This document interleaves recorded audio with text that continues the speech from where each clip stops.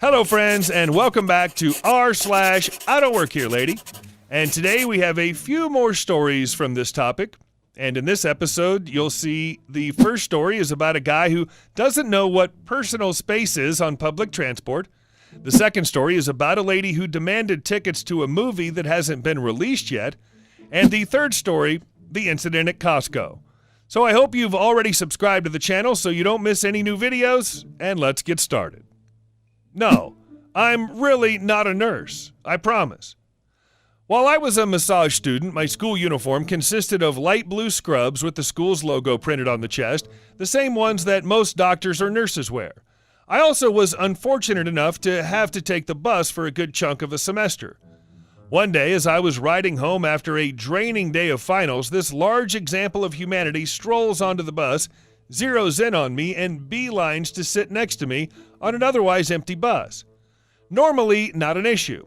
I figure maybe this guy has something going on where he's missing some social cues. I can tell by his odor that bathing isn't a priority or concern.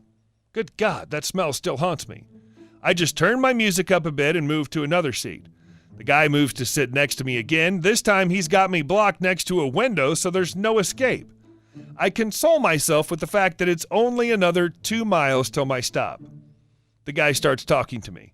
I turn up the music another tiny bit, trying my best to ignore the smells and sounds coming from next to me, but it's all a bit much. The guy notices I'm not paying any attention to him and taps me on the shoulder. I pull out an earbud and acknowledge him, and that's when my IDWHL starts. Smelly Guy. Hey, it's against the law to ignore patients. Me. I'm not a doctor. Smelly Guy. Yes, you are. You're in uniform. Me. No, this is my school uniform, and I'm not a doctor. Smelly Guy. Oh, you're a nurse then? Me. No, I'm not a doctor or a nurse. I'm just a person in a uniform going home. Have a nice day. Smelly Guy. You need to check my sores. I know you're a doctor and you can't ignore patients. Me. No. At this point, the guy lifts his shirt to expose what I can only guess are sores/infections in his mammoth fat rolls. The smells of body odor and infection are now strong enough that I'm about to toss my cookies. Smelly Guy. What's wrong with me? They itch and hurt. Me. For the love of God, yes, you need to see someone about that. Smelly Guy. See? You are a doctor. I knew it. I'm telling your boss you were mean to a patient. Me. No. Does this look like a clinic? Did you have an appointment? No. Now get the F away from me, you weirdo. Smelly Guy. Don't be a B-word. This is your job. Deal with it. I finally make a snap decision and dash for somewhere else by crawling over the seats in front of me to escape the Smelly Guy. The bus driver has calmly watched this all happen and asked me if I want off early as my stop is coming up. I take him up on the offer. While I'm walking to the exit, I hear Smelly Guy start to get up too, muttering about making sure he sees where the Dr. B word goes. Bless the bus driver's heart. He did me an amazing favor that day. As I walked off the bus, I heard the driver tell him that if he tries to get off the bus here, he's calling the cops. He said, that lady's not a doctor or a nurse, and you need to sit your fat butt down, take a GD shower, and quit harassing people. I watched the bus pull away and was never so thankful for a long walk home. In all the time I took the bus, I never heard that driver say as much as a single word to another passenger, let alone speak that way again to another person. I once had a bus driver stop me from getting off at my stop because he thought he recognized someone outside that may have been dangerous, and when he realized it wasn't him, let me go. I was very grateful. And our second story. We want to see this movie. I don't care if it doesn't exist. EM, entitled Mom, M, manager. In 2016, I worked at a movie theater. One weekday evening, while I was in the box office, a mom came in with her toddler. This woman was wearing designer from head to toe, and her kid was wearing one of those expensive Elsa costumes from the Disney store. Wig, plastic heels, the whole nine. Mom parked the stroller in front of the counter, and the kid immediately hopped out and sprinted across the lobby, screaming. Mom didn't even flinch. I saw the ticket taker sigh and heard him call for the usher manager to help deal with an unsupervised kid in my walkie earpiece. I wrenched out a smile and welcomed entitled Barbie to the theater and asked what she would like to see. She studied the board with the shows and the times behind me, and she looked at me puzzled. EM, what are your times for Frozen 2? I don't see it on the board. Me, shocked. I'm sorry, ma'am? EM, Frozen 2, where is it? Now, I've had people wanting to see movies that had left or were coming soon, but never for a movie that hasn't even been announced for a sequel. I was gobsmacked. I explained that Frozen 2 hadn't even been announced. EM, what do you mean? Me, Disney hasn't made it yet. She started getting visibly flustered and raising her voice. She insisted that she saw tickets being sold for Frozen 2 on the website, so I was obviously lying, and she wanted tickets to it. I apologized for the misunderstanding and tried to suggest another movie. She shot me down and demanded a manager. My favorite manager was in the office. She heard a commotion through the speaker and came out to help me. Manager confirms that she is indeed a manager, and Entitled Barbie was glowing. She was so excited to sell me out. EM, your employee is being incredibly rude and won't sell me tickets to the movie I want. She's telling me it's not in theaters, but I saw it on your website, so I know she's lying to me. I drove all the way here. I should get to see the movie I want to see. Manager immediately sensed that something was off here and started bracing herself for a conversation that's about to get pear-shaped. She asked what Entitled Barbie wanted to see, and she says Frozen 2. Entitled Barbie sneered at me like she's already won, but manager looked at her like she'd claimed that she was a Jesus incarnate. M, let me see if I have this right.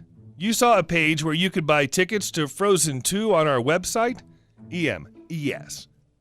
Manager, I don't know where on the site you saw this, ma'am, but Pinky Sherbert is right. Are you sure it was our website and not Fandango or another third-party site? EM, yes, it was your stupid website. Is everyone in this building R-word? My manager was officially done and ready to shut this B-word down. She pulled up the website on her phone. The lady saw what she thought was Frozen 2, points it out and gloats. It was a promo ad on the site for an encore movie series where they play stuff like The Lion King and The Nightmare Before Christmas, and Frozen was in the ad as it was that month's encore movie, which she missed by a week.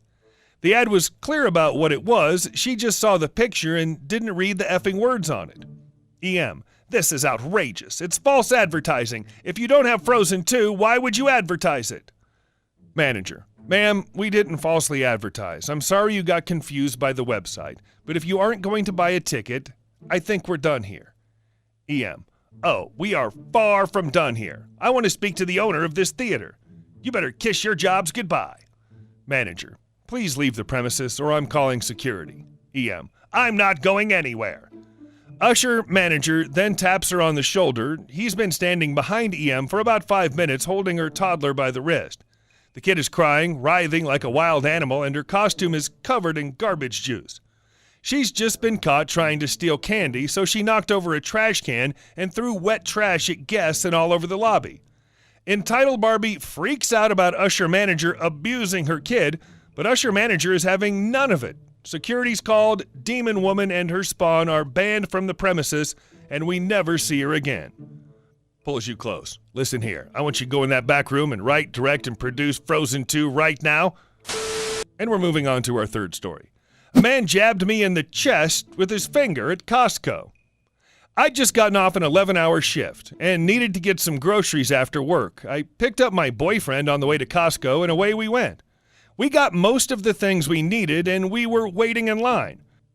I don't know about all Costco stores, but in my city, it's busy all the time. The lines are massive. The cashiers are very quick, though.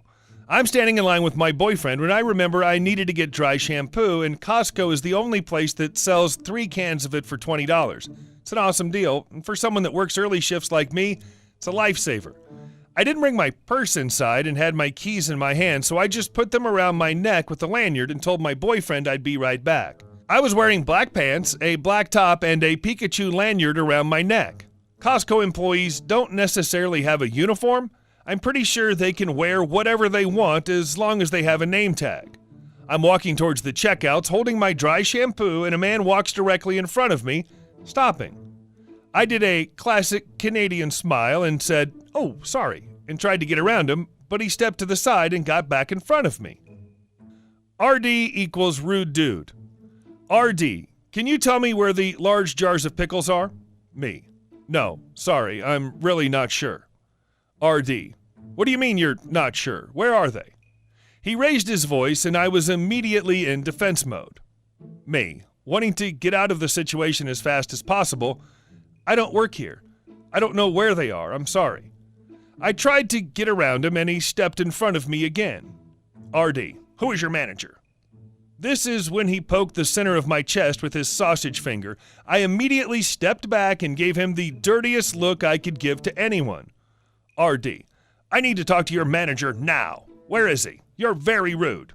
Me, my manager's name is John, and I highly doubt he would give a crap if I helped you find something or not at Costco because I don't work here. Get the F out of my way. I managed to get around the RD, and he shouted at me to come back over to him. Excuse me, who are you? Thankfully, he didn't follow me, and I couldn't see him anymore after wading through the sea of people. I finally got back to my boyfriend in line and told him what had happened as we got back to the checkout, and the cashier thought it was hilarious. I'll admit, I wish I didn't curse at him in public, but I was feeling a fight or flight response, and he wouldn't let me pass. Not my finest moment, but definitely not his either. Feeling bad for swearing in public after some random dude is being a jerk and poking you has got to be the most Canadian thing I've seen in a while. Hey guys, thank you all for watching the video to the end, and I'll see you in the next one.